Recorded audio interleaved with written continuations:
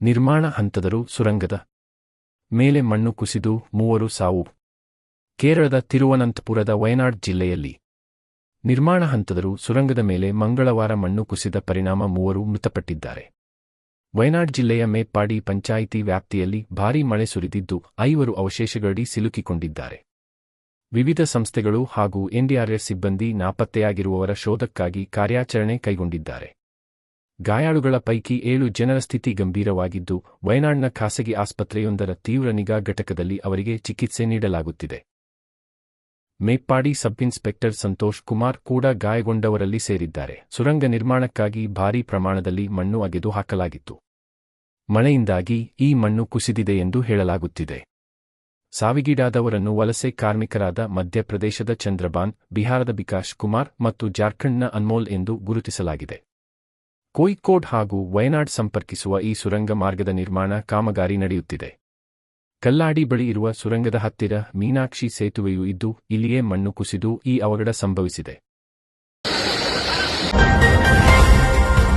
ಅಹಮದಾಬಾದ್ ಸರಣಿ ಸ್ಫೋಟ ಪ್ರಕರಣ 38 ಆರೋಪಿಗಳಿಗೆ ಮರಣದಂಡನೆ, 11 ಜನರಿಗೆ ಜೀವಾವಧಿ ಶಿಕ್ಷೆ ಎತ್ತಿಹಿಡಿದ ಗುಜರಾತ್ ಹೈಕೋರ್ಟ್.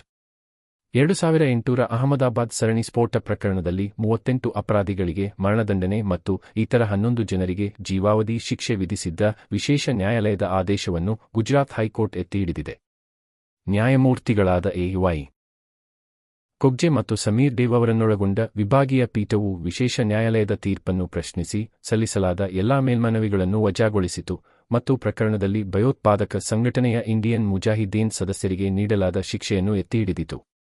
ಜುಲೈ 26, 2008 ರಂದು 70 ನಿಮಿಷಗಳ ಅವಧಿಯಲ್ಲಿ 21 ಬಾಂಬ್ ಸ್ಫೋಟಗಳ ಸರಣಿ ಅಹಮದಾಬಾದ್ ಅನ್ನು ಬೆಚ್ಚಿಬೀಳಿಸಿತು. 56 ಜನರು ಸಾವನ್ನಪ್ಪಿದರು ಮತ್ತು 200ಕ್ಕೂ ಹೆಚ್ಚು ಜನರು ಗಾಯಗೊಂಡರು.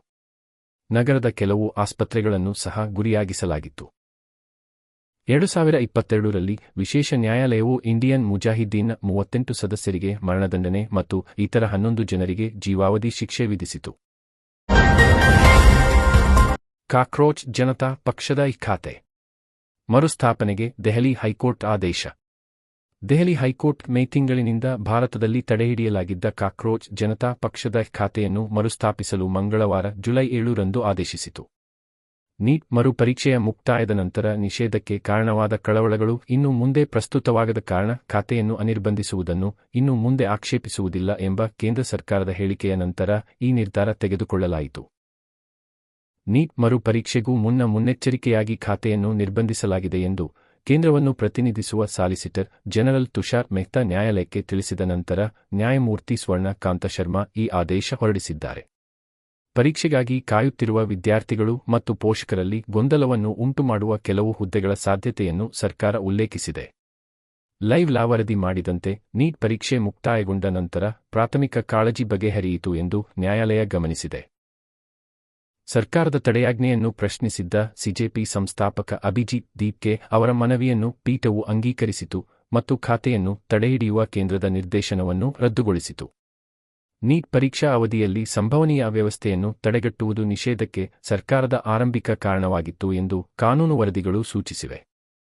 ಈ ಕಳವಳಗಳು ಇನ್ನು ಮುಂದೆ ಅನ್ವಯಿಸುವುದಿಲ್ಲ ಎಂದು ಕೇಂದ್ರವು ಒಪ್ಪಿಕೊಂಡ ನಂತರ ನ್ಯಾಯಾಲಯದ ನಿರ್ಧಾರ ತೆಗೆದುಕೊಳ್ಳಲಾಗಿದೆ.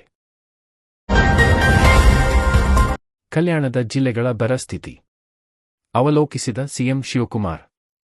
ಮುಖ್ಯಮಂತ್ರಿ ಡಿ.ಕೆ. ಶಿವಕುಮಾರ್ ಕಲಬುರಗಿಯಲ್ಲಿ ಕಲ್ಯಾಣದ ಜಿಲ್ಲೆಗಳ ಬರ ಸ್ಥಿತಿ ಅವಲೋಕಿಸಿದರು. ರೈತರ ಸಾಲ ಮನ್ನಾ ಮಾಡಬೇಕು ಎಂಬ ಬೇಡಿಕೆ ಕುರಿತು ಪರಿಶೀಲಿಸಲಾಗುವುದು ಎಂದು ಅವರು ಭರವಸೆ ನೀಡಿದರು. ರೈತರ ಸಾಲ ಮನ್ನಾ ಕುರಿತು ನಗರದಲ್ಲಿ ಮಂಗಳವಾರ ಸುದ್ದಿಗಾರರು ಕೇಳಿದ ಪ್ರಶ್ನೆಗೆ ಪ್ರತಿಕ್ರಿಯಿಸಿದ ಮುಖ್ಯಮಂತ್ರಿ, ಸಾಲಮನ್ನಾ ಅಷ್ಟು ಸುಲಭದ ಕೆಲಸವಲ್ಲ, ಆದರೆ ಈ ಹಿಂದೆ ಬೇರೆ ರಾಜ್ಯಗಳು ಮಾಡದೇ ಇದ್ದಾಗಲೂ ನಾವು ಸಾಲಮನ್ನಾ ಮಾಡಿದ್ದೇವೆ. ಮನಮೋಹನ್ ಸಿಂಗ್ ಅವರ ಸರ್ಕಾರ ಇದ್ದಾಗಲೂ ಮಾಡಿದ್ದೇವೆ.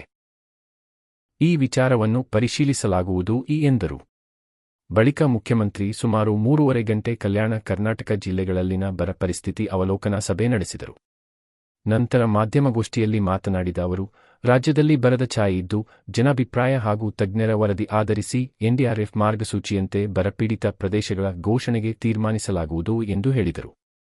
ರಾಜ್ಯದಲ್ಲಿನ ಬರ ಪರಿಸ್ಥಿತಿ ಕುರಿತು ಕಲಬುರಗಿಯಿಂದ ವಿಭಾಗಮಟ್ಟದ ಅವಲೋಕನಾ ಸಭೆ ಆರಂಭಿಸಿದ್ದೇನೆ. ಕಲ್ಯಾಣ ಕರ್ನಾಟಕದ 7 ಜಿಲ್ಲೆಗಳ 51 ತಾಲೂಕುಗಳ ಪೈಕಿ 37 ತಾಲೂಕುಗಳಲ್ಲಿ ಮಳೆ ವಾಡಿಕೆಗಿಂತಲೂ 36% ಕಡಿಮೆ ಬಿದ್ದಿದೆ. ಜುಲೈ 9ರಂದು ಬೆಳಗಾವಿ ವಿಭಾಗಮಟ್ಟದ ಸಭೆ ನಡೆಸುವೆ. ಬಳಿಕ ಇನ್ನುಳಿದ ವಿಭಾಗಗಳ ಸಭೆ ನಡೆಸಿ ಪರಿಸ್ಥಿತಿ ಅವಲೋಕಿಸಿ ಕೇಂದ್ರಕ್ಕೆ ವರದಿ ಸಲ್ಲಿಸಲಾಗುವುದು ಎಂದರು. ಹೊಣೆಗಾರಿಕೆ ಶಾಲೆಗಳ ಆರಂಭಕ್ಕೆ ಚಿಂತನೆ ನಡೆದಿದೆ. ಕಂಪನಿಗಳು ₹10 ಕೋಟಿಯಿಂದ ₹15 ಕೋಟಿ ವೆಚ್ಚದಲ್ಲಿ ಈ ಶಾಲೆಗಳನ್ನು ಕೆಪಿಎಸ್ ಮಾದರಿಯಲ್ಲಿ ಕಟ್ಟಿಕೊಡುವ ಯೋಜನೆ ಇದಾಗಿದೆ.